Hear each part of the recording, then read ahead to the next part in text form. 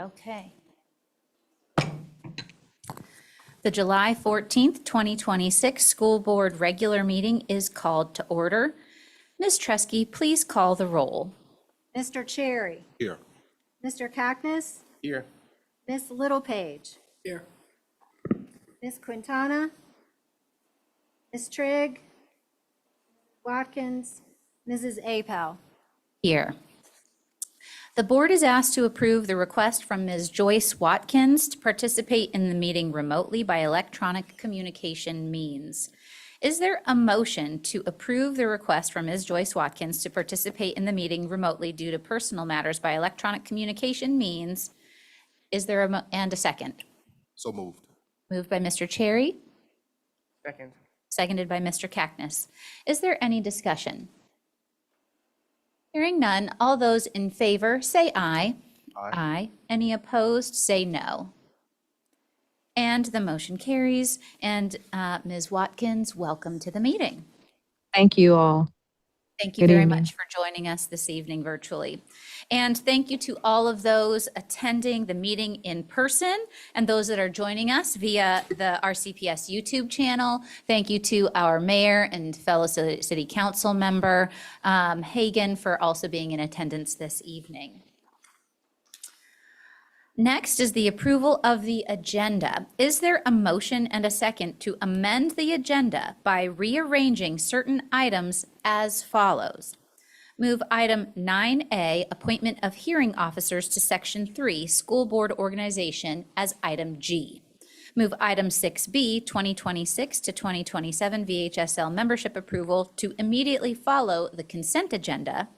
Move ongoing business to precede future business, and remove the closed meeting from the agenda. All remaining agenda items shall remain in their current order. Is there a motion? So moved. Moved by Mr. Cherry. Is there a second? Second. Seconded by Ms. Littlepage. Is there any discussion? Hearing none, all those in favor say aye. Aye. Aye. Any opposed, say no. And the motion carries and the agenda is amended. Is there a motion and a second to approve the agenda as amended? So moved. Moved by Ms. Watkins. Is there a second? Second. Seconded by Mr. Cactus. Is there any discussion? Hearing none, all those in favor say aye. Aye. Aye. Any opposed, say no. And the motion carries. The agenda as amended is approved. Please keep the following in your thoughts. Family and friends of Al Holland Sr., who served Roanoke City Public Schools in many capacities over 20+ years, including in alternative education, as a substitute teacher, and as a coach on his passing.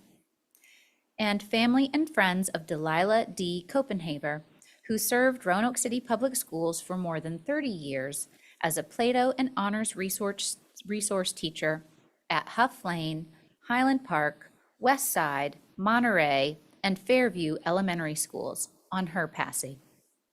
Please join me in a moment of silence.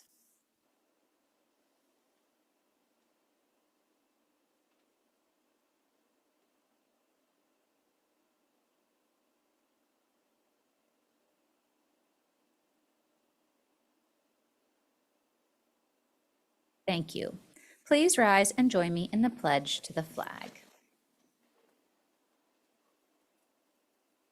I pledge allegiance to the flag of the United States of America and to the republic for which it stands, one nation, under God, indivisible, with liberty and justice for all.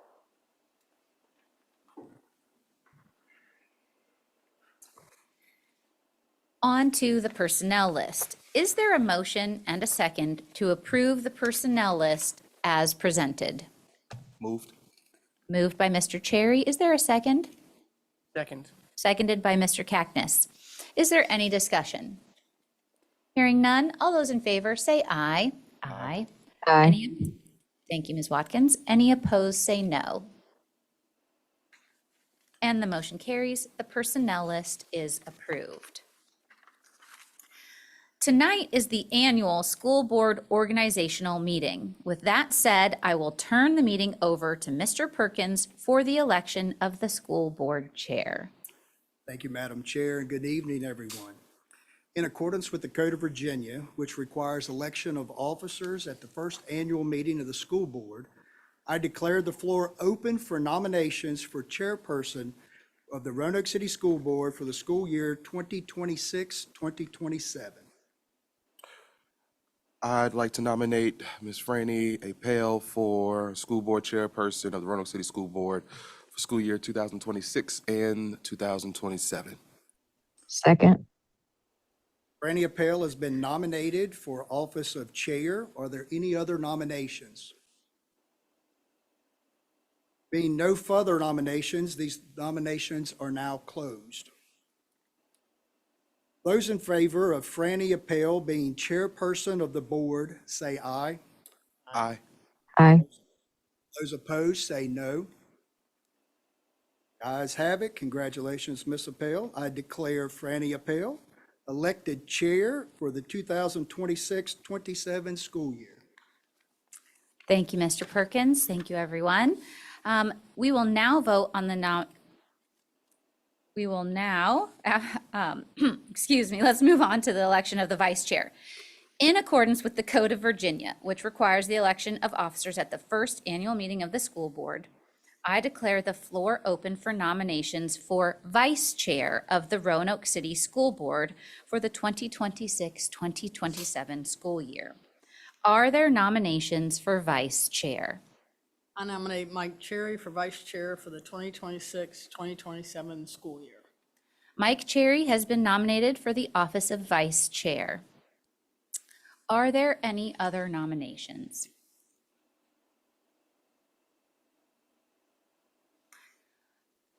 Hearing none, those in favor of Mike Cherry being vice chair, say aye. Aye. Those opposed, say no. Congratulations, Mr. Cherry. I declare Mr. Cherry elected vice chair for the 2026-2027 school year. On to the appointment of clerk and deputy clerk. In accordance with School Board Policy BCC, the board will now consider the appointment of the clerk and deputy clerk for the 2026-2027 school year. The superintendent recommends the appointment of Kim Tresky as clerk and Dawn Winterware as deputy clerk.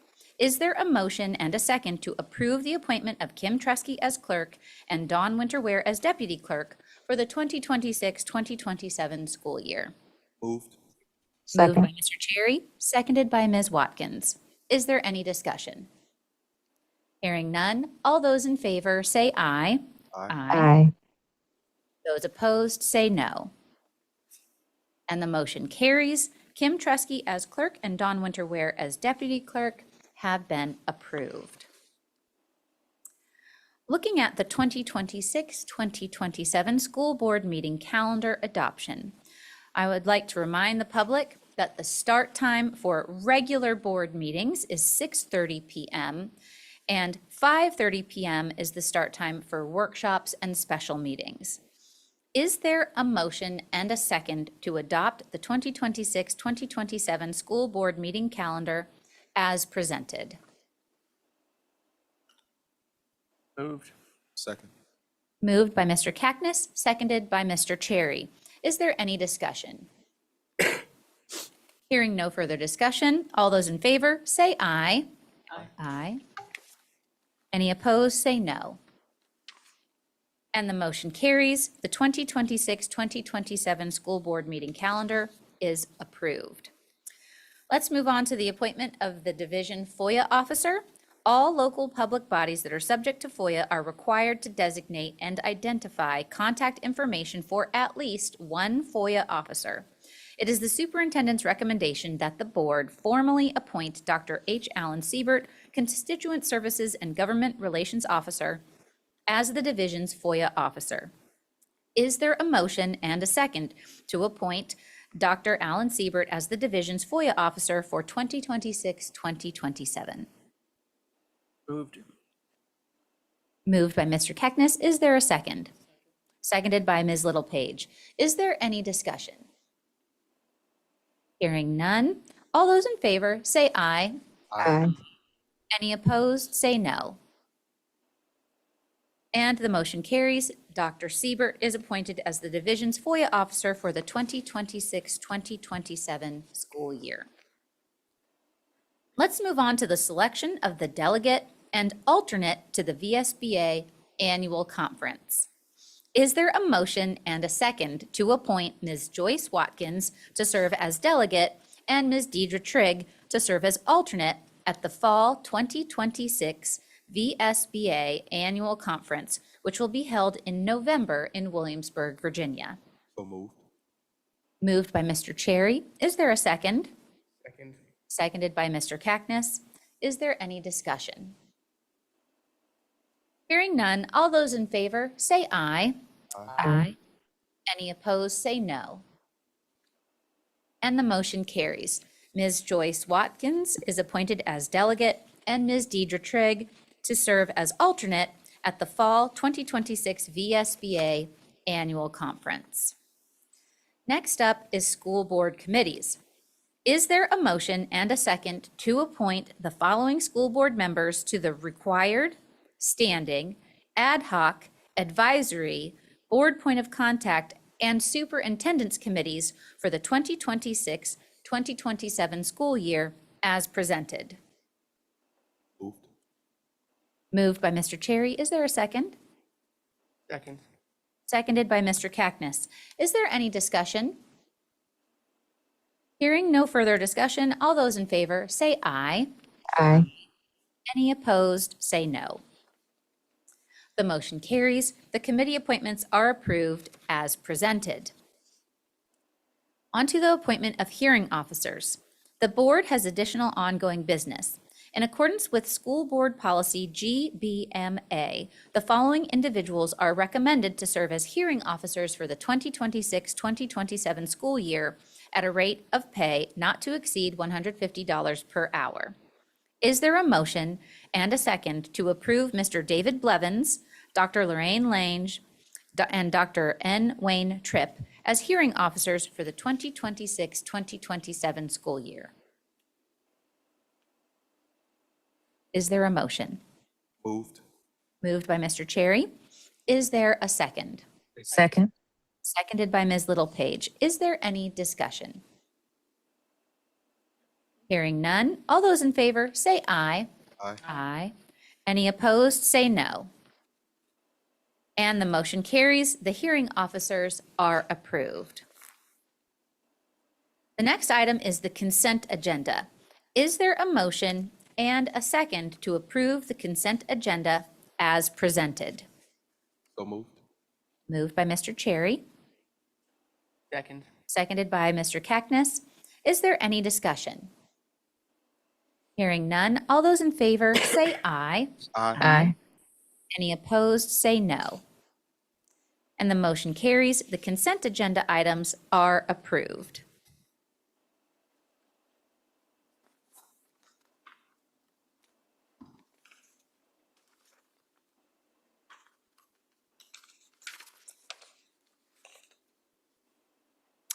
Next, Mr. Perkins, would you introduce the next item on our agenda?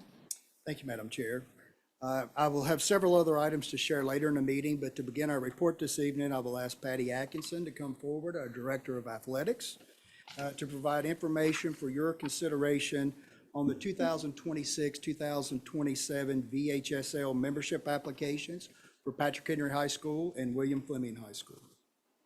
Thank you very much.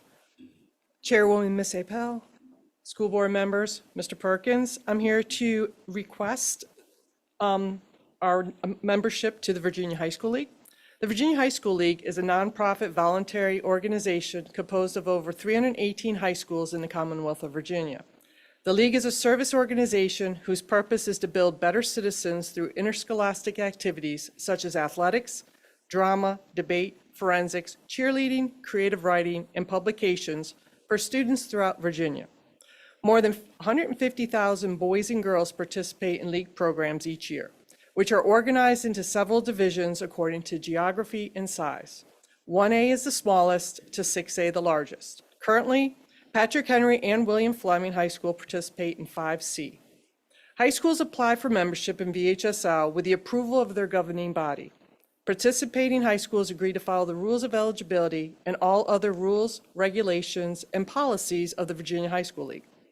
Membership in VHSL affords member schools numerous benefits, including equitable competition for all, a common set of rules for competition, leadership education, workshops and competition for drama, debate, forensics, creative writing, and publications, state championships in athletic competitions, and awards, materials, and supplies. The VHSL membership fees for 2026-2027 is $800 plus $35 for each varsity activity. VHSL has student accident and liability insurance coverage with Valcorp. The insurance assessment to VHSL members for the 26-27 school year is $5.50 per student. Fall, winter, and spring athletes are included in the amount of the insurance premium. Insurance does not cover out-of-season practice, and schools may individually elect to purchase additional coverage for their student body. As reflected on the attached membership form, Patrick Henry had 26 and William Fleming had 24 sponsored activities for fall, winter, and spring during the 25-26 school year.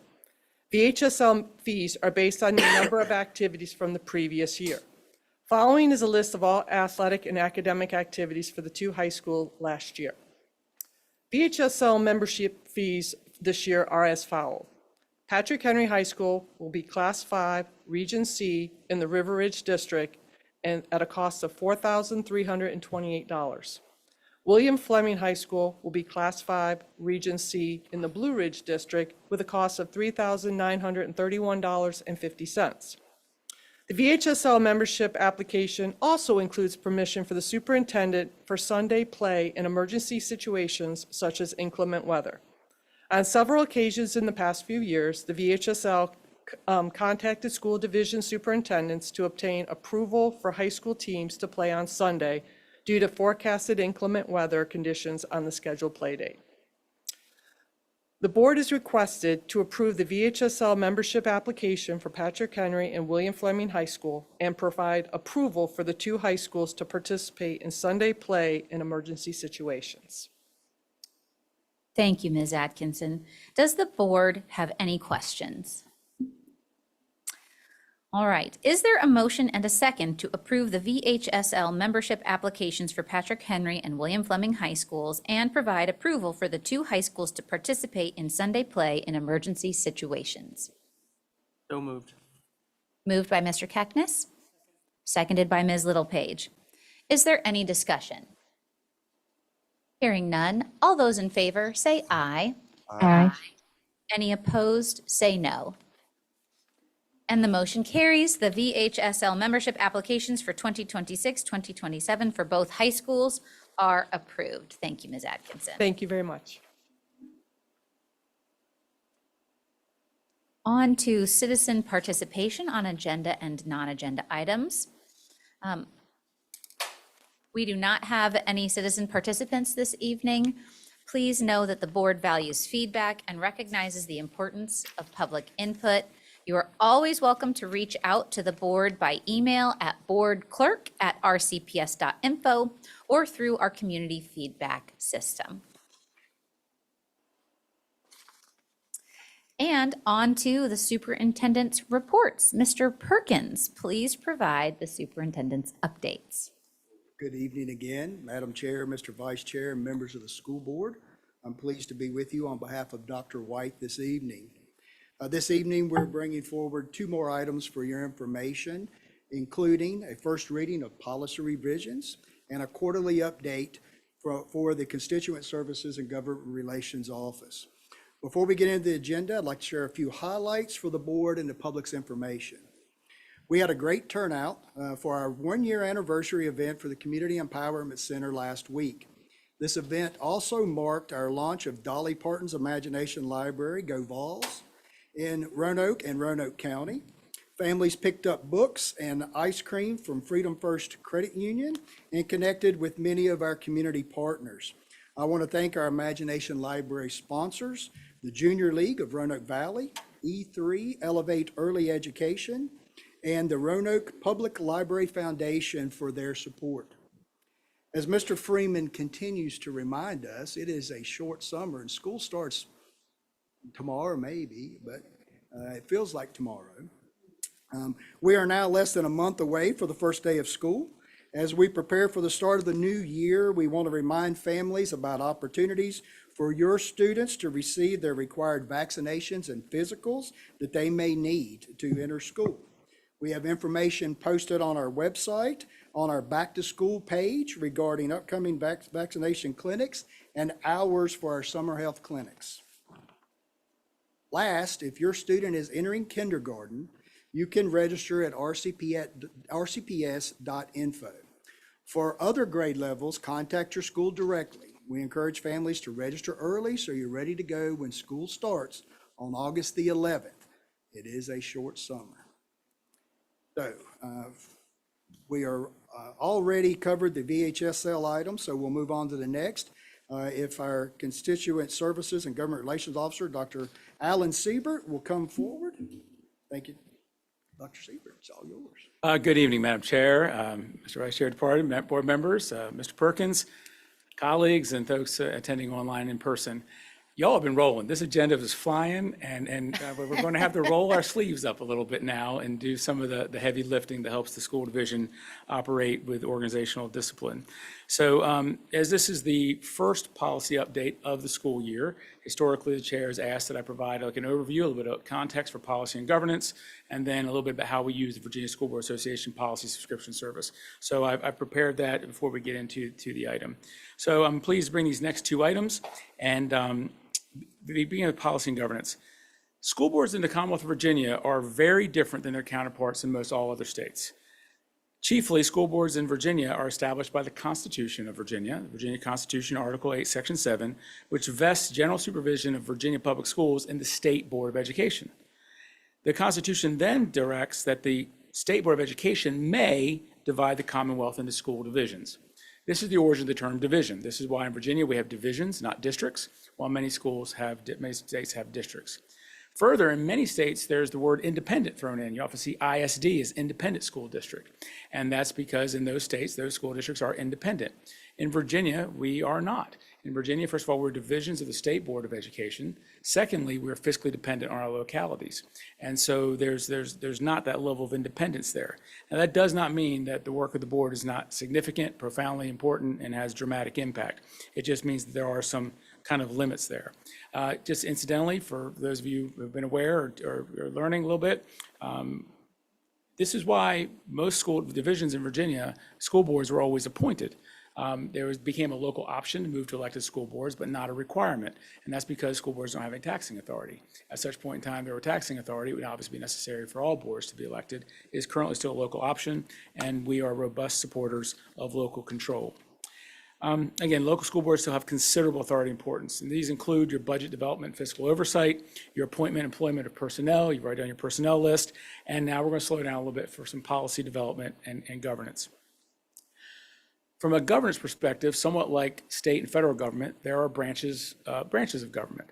So at the state level, we're consistent with the three: legislative, judicial, and executive branch. In a school division, you have the executive branch, which is the board. You have the legislative branch, which is the board. You have the executive branch, the superintendent. And then there's rare, unfortunate circumstances where there's serious student discipline or serious employee discipline. The board can move into a quasi-judicial role and proceed that way. Because the board has the opportunity when necessary to serve in that quasi-judicial role, it's why it's really important, as much as you as board members want to be engaged in the work of the board, of the division, that when a student discipline matter is coming along or an employee discipline matter is coming along, that you try not to engage and let the policies and procedures of the executive branch handle that, because you want to be unbiased and objective if it comes to you. So those are some of the policy and governance perspectives there. Before I move into policy adoption, Mr. Collins, anything you'd like to correct me on? No, sir. Dr. Siebert, you stated everything correctly. All right, as thank you very always. much. Policy adoption. This is one of your big roles, and it is a really big role. It is the policies are basically the legislation that run the school division. And as we just pointed out, there's a lot of micromanagement school divisions from the General Assembly, from the State Board of Education, from case law that happens, from the federal government, all the regulations associated with state and federal agencies. So as a result, keeping the policy manual current is a massive undertaking. For that reason, we subscribe to the Virginia School Board Association's policy subscription service. The Virginia School Board Association Policy Subscription Service monitors those changes and batches suggested policy revisions along the way. And that kind of gets into some of the important things that we will lift up. For example, you will see in most of our policies in our policy manual a copyright for the VSBA. That means that that policy was adopted by the Roanoke City Public School Board as presented by the VSBA. Not a single change to it. That's helpful and important for two reasons. One, when it gets updated, it's real easy to see what VSBA is changing. But secondly, because the VSBA has copywritten that, if there's a legal challenge to that policy, VSBA helps defend it on behalf of all of its members. So it's almost like a little policy, legal defense insurance policy that we keep the copyrights. However, the VSBA copyrights cannot be appropriate for all 132 school divisions. There's local nuances and differences that must be honored and respected. And nobody knows our children and our families and our staff and our community like our board does. Therefore, there are times that the board justifiably creates its own standalone policy or makes changes to a VSBA model policy. But when those are made, when those exceptions are made, we do them thoughtfully and carefully and for very, very good reason. The policies, as per board policy, require 2 meetings to adopt. Tonight is first reading. We will bring them back for adoption at your next meeting. In between, sometimes there's wordsmithing, corrections, questions to be answered, things that are polished up. That's why tonight is first review. Policies form the anchor. On top of the policies form 2 types of regulations, board regulations. Because the VSBA policies are often effectively restatements of the Code of Virginia that might not clearly articulate how we do and how we implement that code, the board adopts regulations that can give some more guidance on how we implement it. Further, the superintendent can promulgate regulations. So board regulations are BRs, superintendent regulations are SRs. Board regulations, while policies require 2 meetings, board regulations can be adopted in 1 meeting. Similarly, superintendent's regulations can be promulgated at any point in time the superintendent decides. Beyond that, Dr. White has really embarked us on a journey of organizational discipline to help make sure that all the operations of the division, the different departments, operate in times of transition, and also, for longevity and consistency. When you have multiple high schools, you have multiple elementary schools, multiple middle schools, sometimes how a policy or regulation is implemented needs to be spelled out a little bit at the local level, at the school level. And that's where your standard operating procedures come into play. And those have been built up for quite some time. So with that context in mind, let's kind of jump in with 2 sets of thank yous first. One, the chiefs and the department staff do the big work on every one of these policies. They know their area of responsibility, they weigh in, they provide feedback, ask good questions. David Collins reviews all of these and is my policy friend in all kinds of matters, and so I certainly appreciate him. But ultimately, it's Kim Tresky who renders all of this in Board Docs. And Board Docs is an antiquated old system. We're looking forward to a migration to something better in the future, but it is not even kind for editing. You'll save it and it changes the font. And so for Kim to do this for hundreds and hundreds of pages is a big undertaking. But now what I'd like to do is turn your attention to your booklet. You have here 100 and some odd pages, 180 pages, 170 pages of policy revisions updates. Your first 12 pages are the agenda item itself and the summary chart. And the summary chart has like the essence of each of the changes. I am not going to speak to all 70 policies. I'm going to lift up some highlights, but I'll certainly be available. I want to begin, however, in section A, beginning on page 15, which are board foundations and basic commitments. Policy AH on page 17 is a brand new policy, and this is about digital access. This is to implement requirements of the new Information Technology Access Act. So that is a brand new policy for your review. On page 20, we have BBFA. This is a significant reorganization that VSBA undertook in terms of board member conflict of interest policy. They went through the policy, revisited all the code sections, streamlined it, and they also had to include some new language from Senate Bill 530, which now directs that as board members, your annual disclosure of economic interest will be submitted electronically. Historically, it's been given to the board by a certain date in January. Now it will be an electronic submission. When you get into BCA and BDA, this is where Mr. Collins and I spent some time talking. Historically, Roanoke City Public Schools had one policy that lumped together multiple things. It lumped together the organizational meeting that you just had with how your regular meetings operate, and then some other places talked about board member terms of service and things. Working with Mr. Collins, we decided to separate those out the way VSBA does.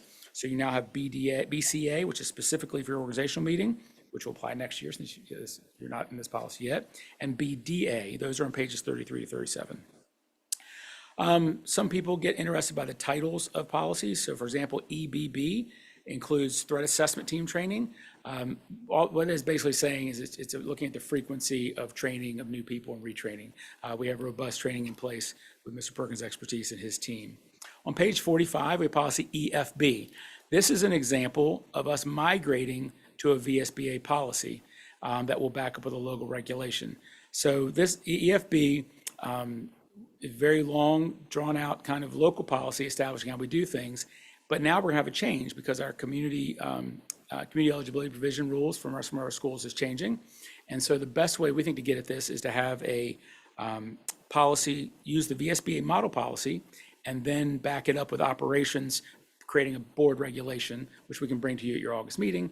Why? Because regulations will be adopted on one review. Section G is the section on personnel. So as we move into page 53, moving right along, GAE on page 53 does some reorganization, but because the title is Child Abuse Reporting Requirements, I want to just lift up what is the really big change here. And that is the Code of Virginia was amended in this last session to require now that volunteer coaches and volunteer sponsors of teams and clubs and activities must also do that compliance training. So all of us who serve in the division received our compliance training email today, and we're getting geared up. This email will have to go to more people and make sure more people are aware of these requirements because they will be subject to them. GAH on page 55 has a lot of red and a lot of green, but it is a reorganization of the Conflict of Interest Act for employees. And most of the work there is that VSBA is just making it mirror the Conflict of Interest Act policy for board members, so they read in a similar way and flow. On page 58, policy GBGB is a new optional policy based on legislation that passed about wearable panic alarms. This is because some schools, districts apparently, have had need for increased opportunities for staff to report concerns. Thankfully, Roanoke City Public Schools has already had one of these in place. We use School Guard. It's an app that's based and tested and used regularly. But because that app pre-existed this legislation, this is an example where we are making a slight change to the VSBA model policy to reflect the tool that we actually use and are trained in here in Roanoke City Public Schools. GCL professional development and GCN staff evaluation, these are policies you will see that are amended almost every year, sometimes twice a year. The General Assembly and the State Board likes to add to what we have to train our teachers in, which is why our compliance training grows every year and becomes more and more involved. Moving from G to I, section I is for instruction. That's the core business of the school division, but it's also great interest to legislators. So if you're a legislator, for example, who happens to be an attorney, no disparagement to the attorneys in the room, sometimes they're very interested in history and government. And so they will have bills and legislation that gets at, how we do curriculum instruction in history and science classrooms. Really, the state board should have that authority and it should use its processes. But we had an example, I was joking with Patty Atkinson earlier. This year, the General Assembly decided that it should be the law that driver's education programs in the Commonwealth of Virginia include instruction about excessive speed. This is, to me, an example of sometimes the legislators, General Assembly, pass laws to require us to do things we already do. Even back when I was young, my driver's ed teacher covered the dangers of excessive speed. He even called me a lead foot. But yes, but that's an example of now that has to be reflected in policy. It doesn't substantively change. We're already doing it, but we have policy that recommend it. IIAA is a policy that now adds a brand new acronym. It's not new to public education, but it's new to the policy manual, HQIM. HQIM is an educational acronym standing for High Quality Instructional Materials. And so your policy IIAA, which is about instructional materials, now has oodles of references to high quality instructional materials per our friends in the General Assembly. IK is a new policy requiring communication of course request opportunities. I too, as a father of 3 boys, had 3 kids come through middle school. I was even a middle school assistant principal for a period of time. And any of you who have had middle schoolers know sometimes they don't faithfully bring home information. So this was introduced by a nearby legislator to increase the opportunities for communication to families that, hey, your children are making very important decisions. And these are important decisions because if you miss the prerequisite in 8th grade, that could really change what sequence you take things in high school. So that is now pretty spelled out, and our communications team is aware of it, and our school counselors will be. ILBC is another new requirement that came from the 2026 General Assembly, requiring that we offer the SAT during a school day. Now, this is an example where we have the policy to implement the law as written, but now we will have academics team working on an SOP because we have multiple secondary schools. And so how this is implemented should not be vastly different at one high school than the other, especially program. So there'll be SOP developed to help put that in consistently. JGDA looks like an awful lot of red line, and it's about disciplining students with disabilities. It is not, however, substantive change. What VSBA is doing is pulling out a lot of things that aren't in the code, federal and state, to make the policy strictly about what's required in the code. And now it'll be incumbent on our academics team to revisit which of those things they're pulling out need to be put in as a local regulation. So that local regulation, perhaps academic teams will have that for you for August. Perhaps it will be shortly before the start of the school year. JLB is another brand new policy that involves communication to school counselors based on House Bill 1095. JS, 2 interesting things happening here at JS. The VSBA has a brand new policy using the letters JS. We already had a local policy using the letters JS. Turns out it was a vestige, old, antiquated policy about when we had school uniforms at one of our specialty programs. So to handle the recodification, we're recommending we just strike the old JS. That way we can use the new terms JS for the new VSBA policy. KKA is service animals.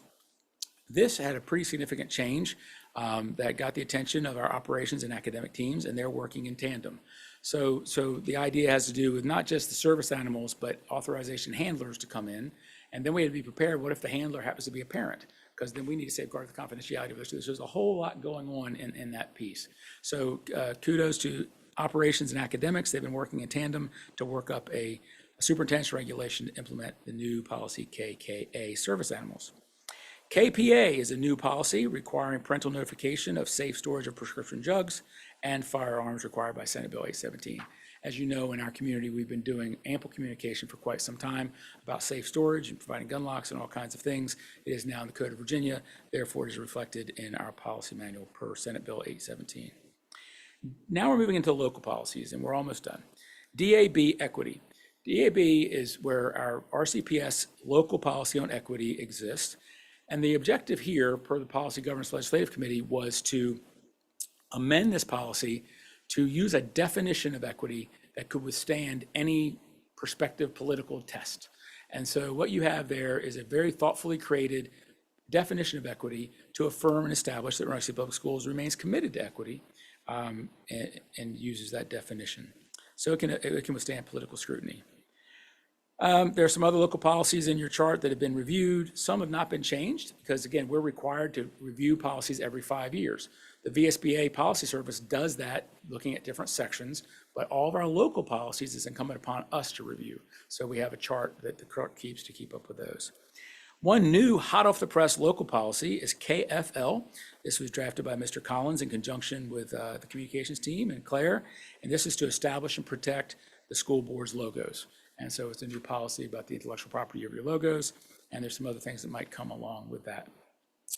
That is a whole lot, and even so, I went through it very quickly, and so I will pause to see if you have any immediate questions. But importantly, you'll notice in your agenda item, as this is first review, we ask by July 30th if you have questions or concerns or corrections, that you let the clerk know by July 30th. But we're certainly, if there's anything I skimmed over, you want more explanation on, similar to Chiefs and Mr. Collins, if there's anything that I didn't touch on deeply or I misspoke on, let's address that now. Ms. Watkins, I'll start with you. If you had any questions or comments for Dr. Siebert at this time.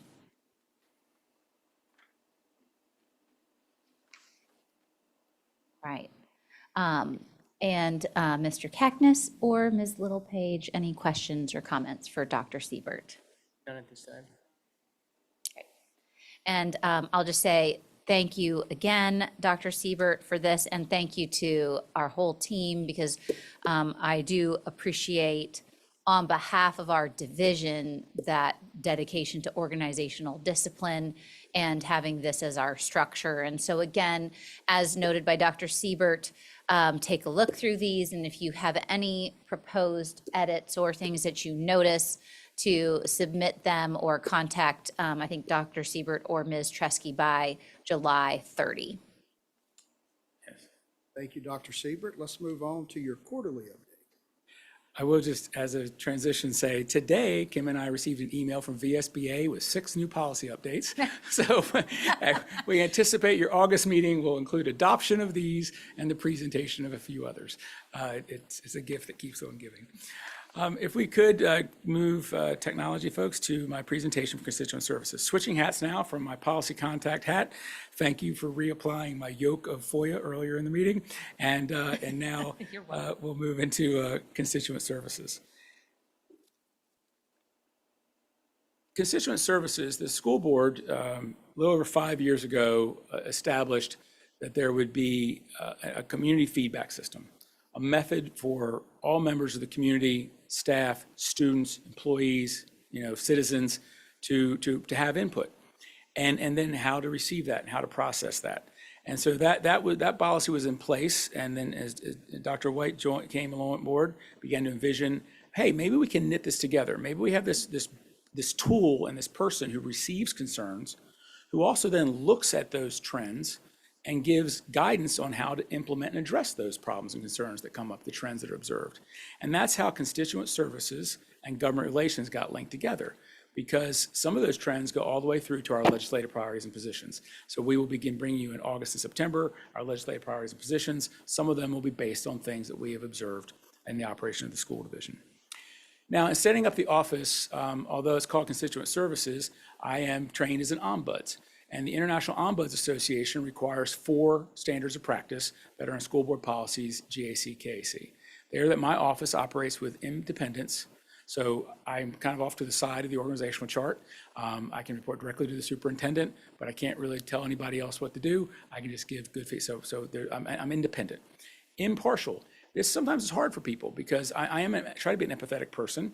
And people come to me with issues and concerns, and I want to empathize and hear them, but I don't take their side, and I don't take the school division side. My job is to hear the concern, and then based on my experience and the policies we have, help them figure out how to navigate something like a school division. Oh, for this need, you need to talk to this person. May I have your permission to involve that person? Permission is explicit, because you see the 4th pillar is confidentiality. I do not share anything that I receive from a constituent without their express permission. And sometimes their permission is, sure, Alan, go talk to HR about the first 2 things we talked about, but don't bring up the second 2 things. And so I respect that. But in between there is informality. This is important because sometimes we have things that happen that require formal processes. Discrimination, harassment, Title IX complaints. These are things that require child abuse and neglect. These are things that require very formal processes with timelines. And I can help somebody understand what that process is, what the policy is, but once they choose to go that route, it is no longer in my office. It then operates into a more formal process. Now, we also did not want this new tool of people being able to get help and provide concerns and address questions to undermine the great people we have serving in the schools. So the board has what we call the RCPS approach to addressing questions and concerns. And you have a hard copy of it at your place in the cardstock. This is a really great tool. It's a link on the webpage that when you receive an email from a constituent and they're upset about who's opening the milk boxes and for kindergartners or something like that, again, things that are very important to that child, that family. These things don't necessarily need to go to the school division because that would actually undermine the people at the school if we were too quick to do that. So the RCPS approach to questions and concerns basically says that we want people when they have a problem, have you begun at the source? People reach out to my office. I'm like, have you talked to the teacher? Have you talked to the principal? I just want to make sure that you've honored those processes. Because again, I'm empathetic and I want to be a problem solver, but if we step in too quickly to solve something for somebody, we disempower the teachers and principals who lead our buildings. And we don't want to do that. Sometimes what we do, though, is we come in alongside them or behind them and back them up and help coach them on the situation thing that's going on. But we want the learning and the authority to exist close to the concern. So that's that document you have there. Then we get into constituent services and the community feedback system, which was kind of the genesis of this. Well-intentioned. The policy says that there will be an established protocol to receive issues, and that the community feedback system must include a two-way communication for people who want to remain anonymous. This is important. Many organizations, many school divisions don't receive anything anonymous because you can't follow up with facts. You can't correct. You can't seek more information. You can't ask. You can't say, well, you haven't given me enough information. So there has to be a tool there. But the board, in the past wanted to have an anonymous tool. So that's where we came up with the system. But we've been on a little bit of a journey. For 5 years, we had a contract with a company called Navex. Navex, their tool is called Ethics Point. I often refer to it as the sledgehammer when we needed a tack hammer. I think Ethics Point would be ideal for a massive multi-plant manufacturing place where you're worried about, well, who put the pallet over there with the chemical next to that. Really, really sophisticated, but also pretty difficult to use. We were able to render it in another language and provide a phone number for other languages. But unlike most of our website, it really was not very, very helpful in that regard. Because it was probably not very helpful, utilization never was great. So we would have cases that were coming through Ethics Point. And in its two-way feature, I could give information back to the person, but it's like it was speaking to a void. I didn't know if they ever read it, looked at it, anything. Every once in a while, somebody would reply. So as that contract came to an end, we wanted to look at, okay, we're spending these dollars on this tool that's underutilized. Is there something else we could do to use those dollars for more impact? And that's where we came upon OnFlow by K-12 Insight. OnFlow is a tool that already is helping the clerk, helping communications, is in work to help HR, and is to help make sure those dollars are used to help have greater impact. And by the way, it's a much better tool for the work as the community feedback system. So a couple things have changed. The PGL committee, Policy Governance Legislative Committee, met and recommended a few things. One, they liked the new tool. Two, we had to change our language. We used to have cases, now we have tickets. So I used to report on cases, now I'll report on tickets. Secondly, tickets used to be, cases used to be kind of discrete. We would tag them with one factor. Tickets are a bit more like photos on your phone. You can use tags, not just tag who's in the photo, but where it was, when it was, those kinds of things. So this changes where I used to give out a non-duplicated count of different factors. Now OnFlow uses these tags and actually does an AI analysis of what the trends are. So it's a really good tool, but it does change how we report. The other thing that, because this new tool is bigger and getting more use, the PGL committee recommended that we could stop having the chiefs do a little summary at the end of each quarter, and I'll get to that here in just a moment. But go ahead and get out your next little card stock, which has the OnFlow, has the visits. This is the bridge between the way we used to do things and the way we will be doing things, and I'll speak to those. I'll start with the OnFlow piece at the top. So during the quarter, which was April, May, and June, quarter 2 of 2026, we had 47 tickets received. To put that in perspective, in a minute I'll share with you, that's 5 times what we would normally get in the Ethics Point realm. So already higher utilization, probably because it's easier to use. It gives them feedback on feedback score. Only 2 people gave feedback. They were kind. 10s are probably not going to be the future. We'll see how that goes. Ticket age is a little misleading, like 0.2 days. Man, that's amazing. I was always happy in the old system when I would acknowledge something in less than a day, but sometimes we had an average of 4 days to resolve. The reason that's different now is that once I receive a concern, acknowledge it to the reporter, and I reach out to a department, hey, special ed, we got this issue, let's work on it, it becomes in progress. And while it's in progress, the timer pauses, although I get updates by email if I don't respond to the reporter in a timely manner. So it's another kind of change there. That's kind of how that works. Moving on, you see it does do what it calls customer type. And so as with the prior system, as with calls and visits and emails to my office, employees are the lead, but parent and guardian. And where I used to get 1 or 2 students a year in Ethics Point, we've had some students make use of OnFlow as well. It's also used by community members, just citizens, and there's others. There's also people who are like partner agencies who are not here in Roanoke who sometimes will have a question or concern that they want to vet or learn about. The ticket types, lots of concerns. And the concern number is higher than usual because we just came through a period of budget uncertainty and redistricting and a whole host of things. So that led to concerns. There were some suggestions also on those same topics you'll see in a minute. And by golly, we got a compliment. In the old system, I got about 1 or 2 compliments every 18 months, so I was happy about that as well. This customer frequency is important. This is part of the reason why the PGL committee recommended we move away from a wholly anonymous reporting to the hidden customer feature. Because you see, most people, person puts in 1 ticket. They have a question, they ask it. But if you look at 3 and 4 tickets, we did have a couple of people who were remaining wholly anonymous, not using the hidden customer feature, and just putting in the same thing over again. And as if like frequency was going to change. But because they were being wholly anonymous, I couldn't respond to them. And that's why PGL committee recommended we move to what's called hidden customer. Hidden customer means you put in your information, OnFlow knows who you are, but all I get is a hidden information. I reply to a mystery email address and it reverts back to you. There is a provision, and this is why you have a policy update on this, how this tool works, that if there is ever a substantive threat, we have the opportunity to work with our local law enforcement to reach out to OnFlow and say, oh my gosh, there's something really dangerous and serious here. So that safeguard now exists. Ticket activity, you can see the week of April 27th was a big one. First of all these are green because at this point, all these tickets are closed. But that was the kind of the timeline. And again, April and May were a very busy time.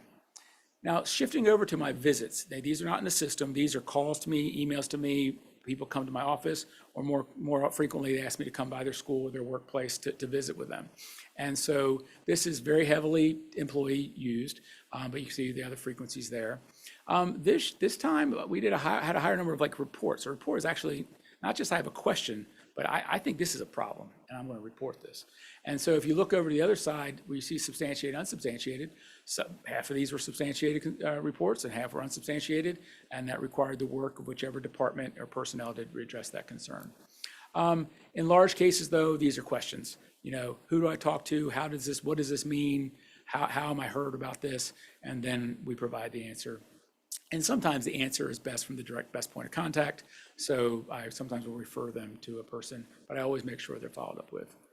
So here's some of the data trends. If you look at the quarter, April to June, tickets were significantly greater than cases ever were. In quarter 4 last year, we had 9 cases, and quarter 3, 8, 47 tickets, 5 times utilization of ethics point. Definitely better use of the tool. Average ticket age, I explained how that now changes, so they're not all resolved in less than a day, but we are closing them all out promptly.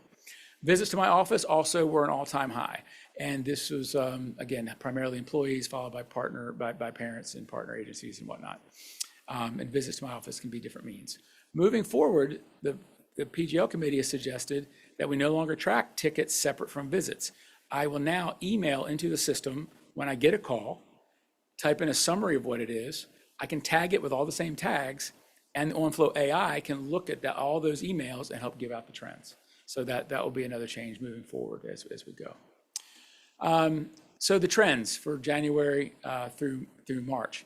Actually, that should be April through, that's terrible. All of us looked at that. April, May, and June. Budget.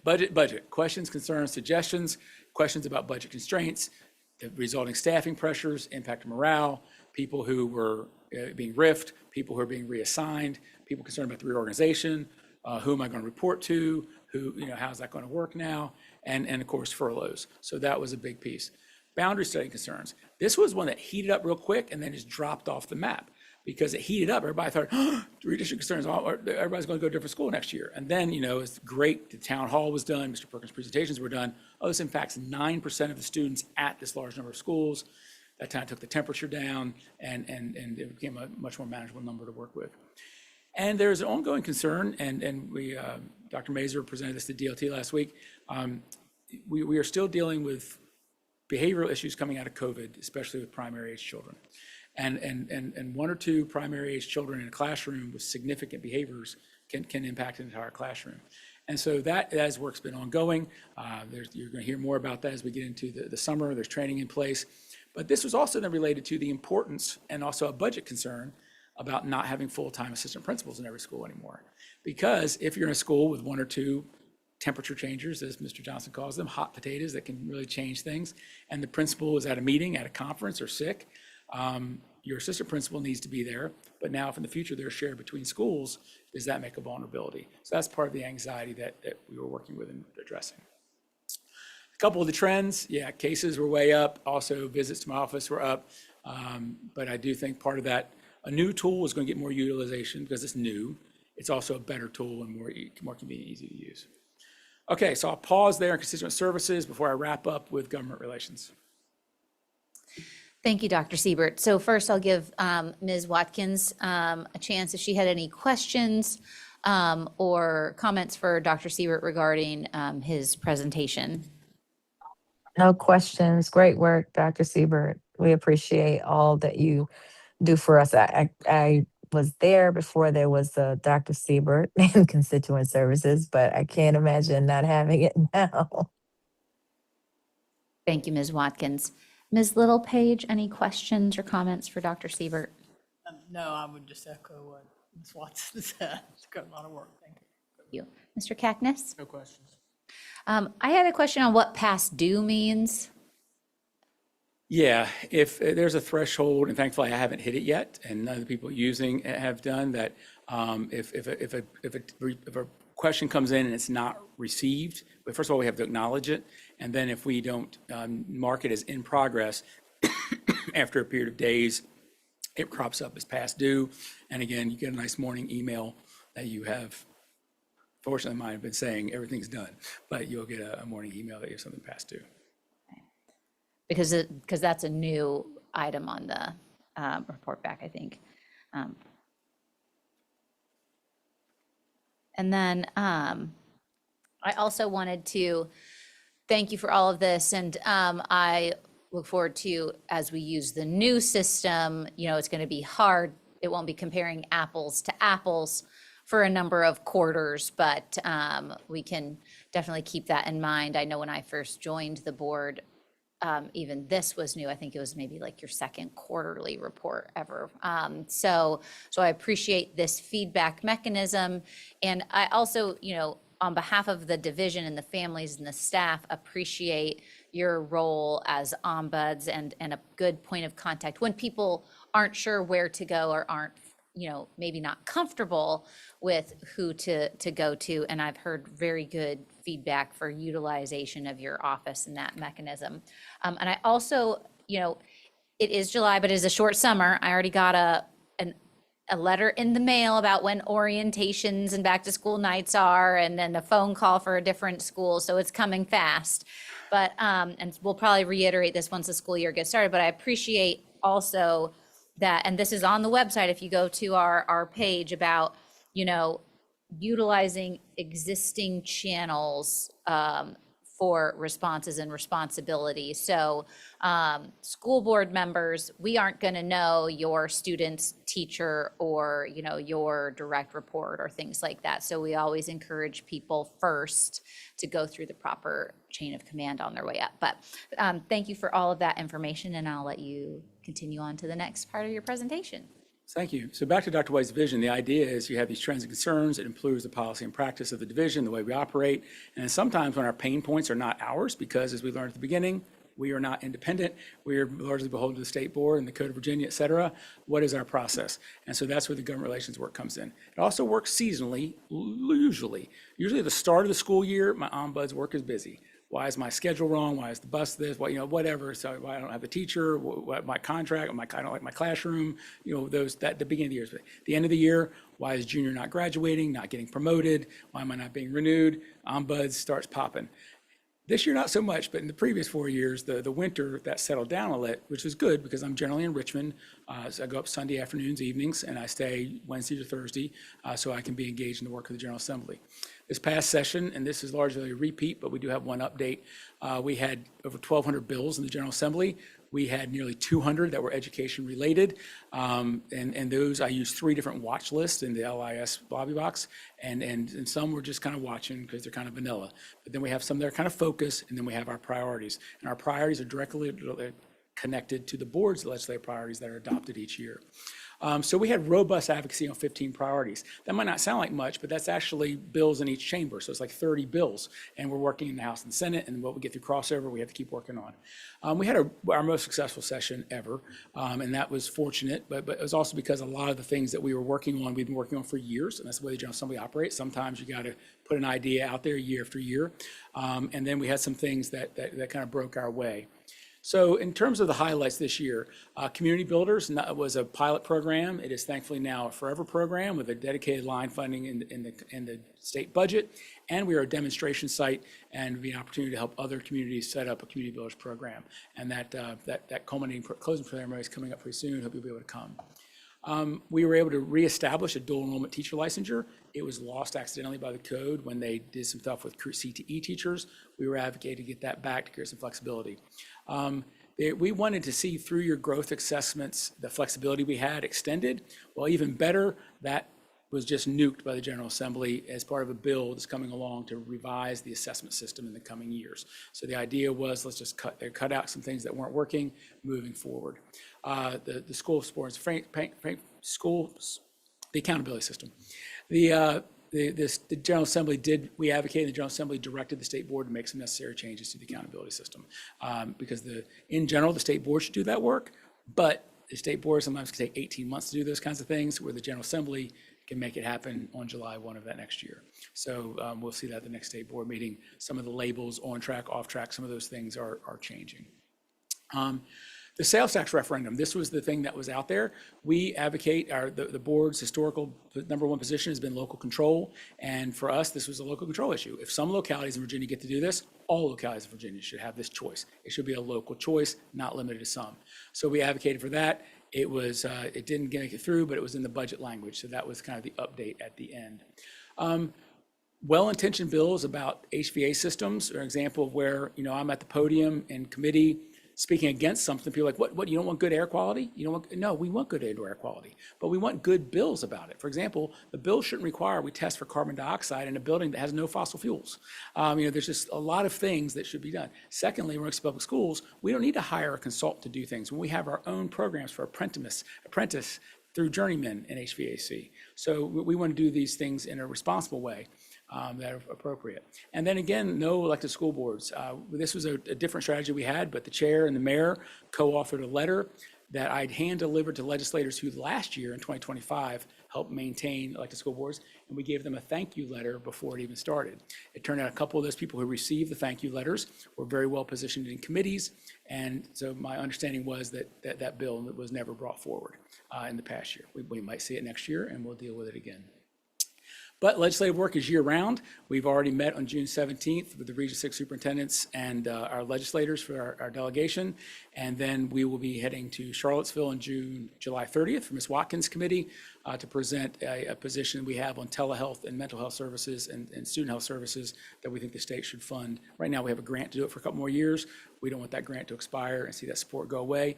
Moreover, there's great interest in rural localities where in our area, having online telehealth services is helpful for language support. In rural areas, it's because they just don't have any providers. So it's a real opportunity that we think is getting traction. Thank you. Great. Thank you very much, Dr. Siebert. So again, Ms. Watkins, any questions or comments for Dr. Siebert or about the upcoming VSBA date at the end of July?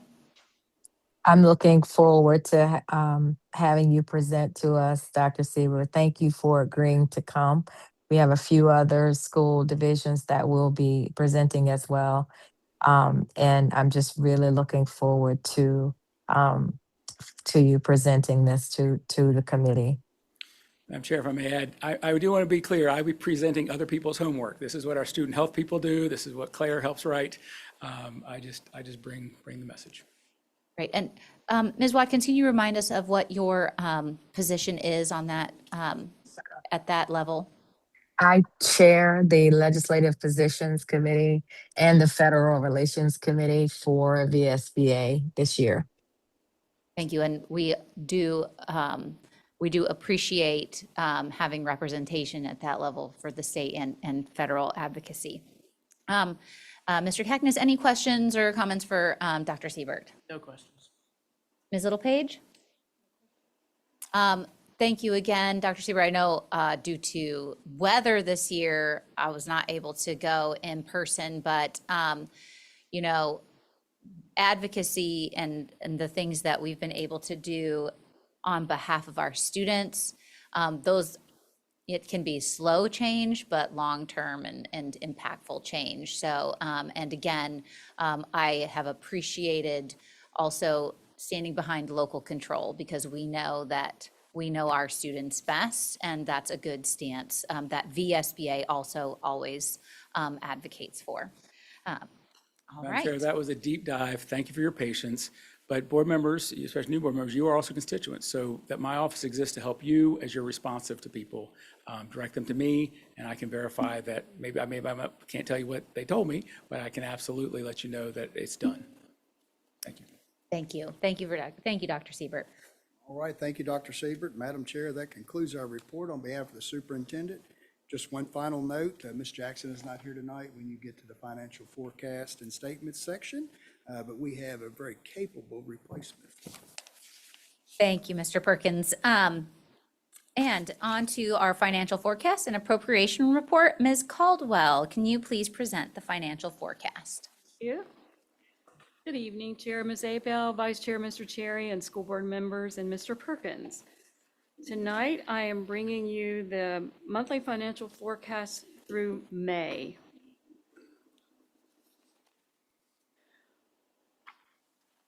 First, on the general fund side, our revenue is forecast to be 6.7 million below budget through the end of May. On the expenditure side, our expenditures are also expected to forecast to be below budget, 4.4 million.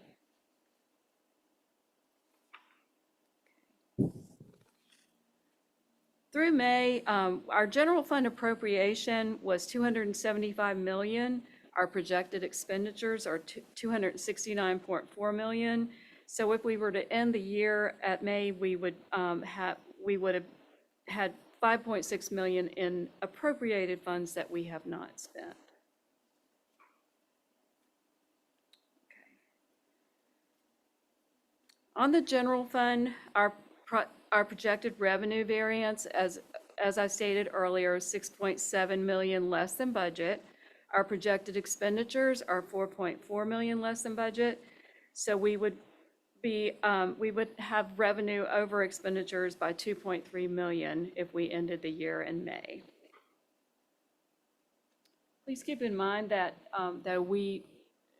this is through May. We have lots of additional, during the audit, we have a lot of additional journal entries and adjustments that we make to the year-end statements that wouldn't be reflected in these because these are actual expenditures. On the food services side, our revenue is forecasted to be 509,000 below budget. On the expenditure side, we are forecast to be 899,000 below budget. Based on our appropriated funds, we had appropriated 13.5 million. Our projected expenditures are 12.2 million. So we would have designated but unspent funds of 1.3 million. Okay. So the food services does still maintain a fund balance. We were budgeted to use 730,000 of that. Our projected revenue variance is around 510,000. Our projected expenditure variance around 900,000. So we would be forecast to use 340,000 of our fund balance. For the capital fund, formerly appropriated funds of 17.87 were in their capital fund. In 24-25, we used around 10 million. In 25-26, we've used around 1.5 million. So to date, we have about 6.6 million left in capital funds for projects ongoing. And our biggest project right now is Preston Park Elementary School. And that's it. Mine is not as long and interesting as Dr. Siebert's, but I'll take any questions. Thank you. Ms. Watkins, any questions for Ms. Caldwell? No questions. Thank you. Ms. Littlepage? No question. Mr. Keckness? I had a question. So the revenue is significantly more below budget than the expenses are below, but we seem to have an unspent balance at the end. What am I missing? I would think it would be the opposite way, that we're having, if our revenue is coming in coming in below with a delta of like 3 million versus how much our expenses are coming in below, why do we have a surplus and not a deficit in that? And if you don't mind, I was going to make this note anyways when we got there. But so historically, we've always reported in this manner because we carried a fund balance until this year. And so we would track our revenue versus expenditures, because anything that we dipped into, we would have to dip into anywhere we went in the red by year end, we would dip into our existing fund balance. Anywhere that we ended up with a surplus, we could add back to our fund balance. And up until the last time we adopted policies, we had a policy requiring us to have a minimum amount of fund balance for, emergency purposes. Now that our funding policies have changed and we no longer maintain a fund balance, we still track revenue compared to expenses. However, we have always been beholden to our appropriation amount. And so as we switched away from a fund balance method of how we did budgeting, you'll note that this agenda item this past year has changed to being titled the Financial Forecast and Appropriation Report. So Ms. Caldwell, if you can go back to the slide that shows the appropriated amounts for the general fund.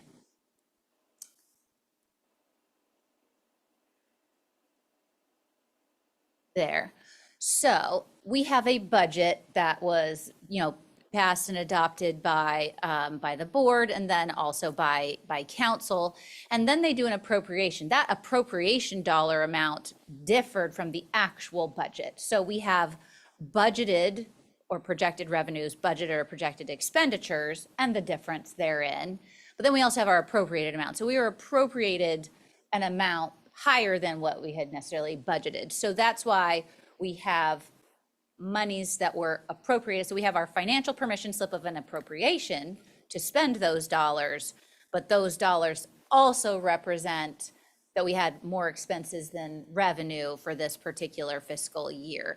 And so does that help answer that particular question? And that was something that I was going to note, is that we still look at revenue and expenses because we want to track both of those. We want to project on those as best we can as we move forward always. But what we're beholden to is we cannot overspend our appropriations.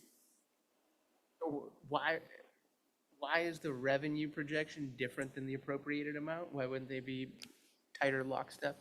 I think some of that, it just comes down to how council does do the appropriations when they appropriate the amounts. And so, and historically, this I cannot speak to, but maybe Ms. Caldwell can. Well, I think in the past, with the general fund appropriation was rounded up to account for when we did our budget. If the budget was not final at the time due to not knowing what the General Assembly is doing, that sort of thing, we would, because we can't spend over the appropriation. So what we would do a rounded amount up from what we might have anticipated when the initial budget was done, just to make sure that we were covered and we did not spend over the appropriation. And then I did want to note, I did have a question about, and Mr. Keckness, did you have any further follow-up questions about those dollar amounts? No, I might look at it a little bit further, but that helps. Thank you. Okay. And so I did want to check the revenues for the general fund. If I recall, they were less than projected, I believe, because there was an adjustment to our ADM, our average daily membership, Correct. mid-year. Is that? Yes, our our ADM initially was 12,984, and it went to 12,662. So that resulted in reduced funding from the state. And that happened mid-year, which accounts for our decrease in revenue that was not projected. So, and then you also had a note, I can't recall which slide, if it was the next one or the previous one, regarding that, that our expenses were higher than, that our expenses accounted for the bonuses, that also were not in the original projection because state added monies, but again, we have to cover the local share of that. But we knew what our appropriation amount was and then made the decision therein. That's very helpful, yep.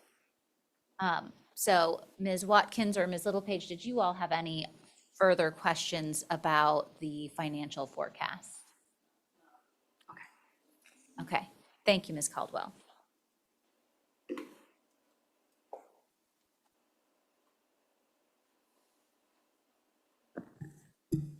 Okay, and then on to the financial statements. Ms. Caldwell, come on back.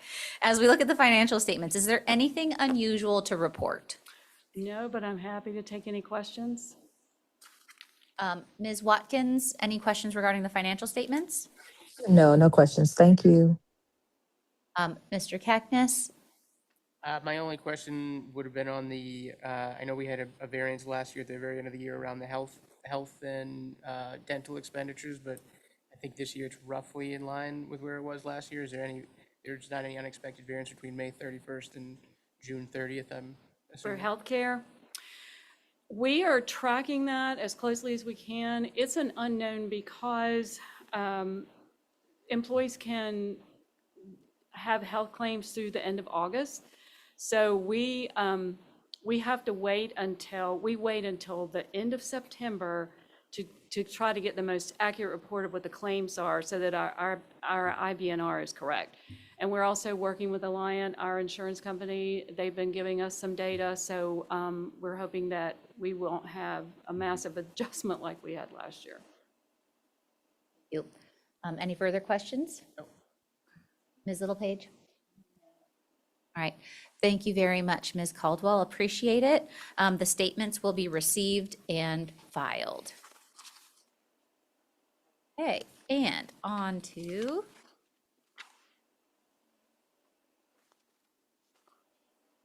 we're on to, this is where it got rearranged. There we go, ongoing business and committee reports.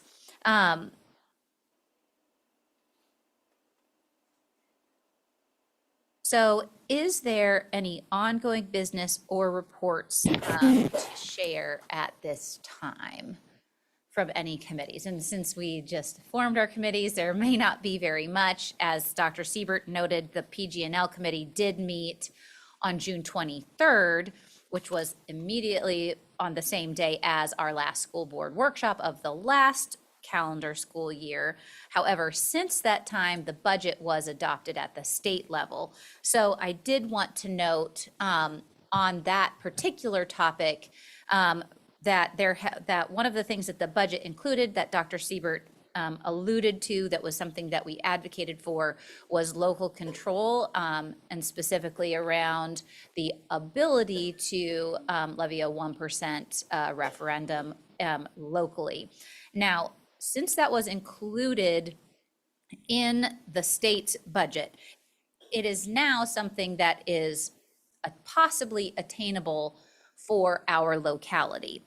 Now, we always want to be good fiscal stewards here in our division. And so one of the things that I would like to charge us as school board members with here going forward, now that we know that this is something that is a possibility and something that council will be considering taking up, is we need to start talking with each other and discussing what would be the best utilization of these dollars if something like this were put on the docket and passed at the local level. What would the recommendations be from the superintendent and her team? What is our community in support of? And so these are, when we're talking about dollars of this magnitude and investing in our division, we want this to, it will have a long-term financial impact. It will have a short-term immediate impact on the people who live in the city of Roanoke if it passes. And we want to make sure that all of these dollars improve or continue to sustain an excellent education for the students here in the city of Roanoke. So I did want to note, so this is something that now we need to start talking about as a board as we set the vision for the division moving forward for long term. I wanted to note that we will also start having some conversations with our city council buddies. I have a meeting, my monthly meeting with the mayor tomorrow, and I'm certain this is something that he and I will be talking about. So I do know that there is now going to be an influx of available potential materials to help us as we look at trying to make these decisions responsibly based on what other divisions who have had this ability to do in the past have done and how they have done it. Dr. Siebert, I know that you and other members of the superintendent's team, including Mr. Perkins, were able to attend or participate in a webinar last week that touched on this in particular. Can you share a couple details about what that included? I will certainly also phone in a friend. Claire Mitchell was involved and others, and Kathleen was. The now that you can, the question is, when and how, and if, when and how. And so part of this webinar was to learn from some localities who were the pioneers, who got the legislature to give them the opportunity, what they did and how they did it. And some localities who've been advocating for this hard for a couple of years, who've been building up and organized what they want to do. Because, however, we are fiscally dependent, it really is up to the locality to decide if they want to put a referendum, when they want to put it on there. Then there's all kinds of rules that Mr. Collins reported at last city council meeting about the timelines and a whole bunch of pieces there.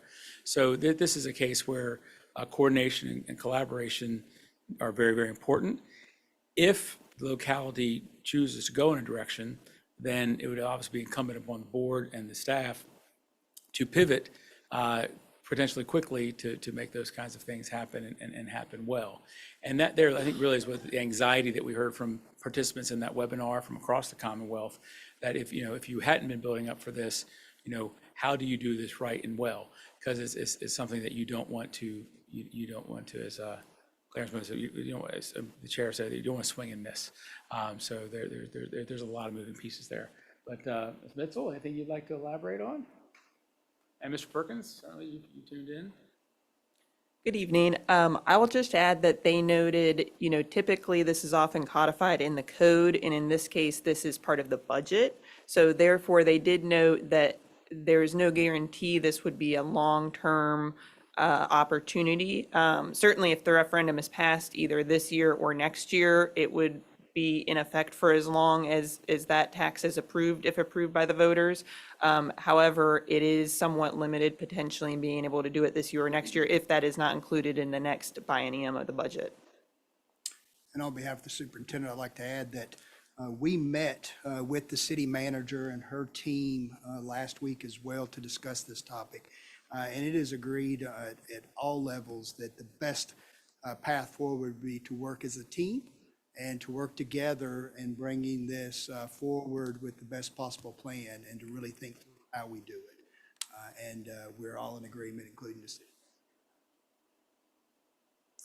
Thank you. And I am aware that later in July, there are some other presentations that maybe the superintendent and her team may have the opportunity to partake in. And I know as a board, we should keep our eyes out for if VSBA has any webinars or things like that that are made available to us.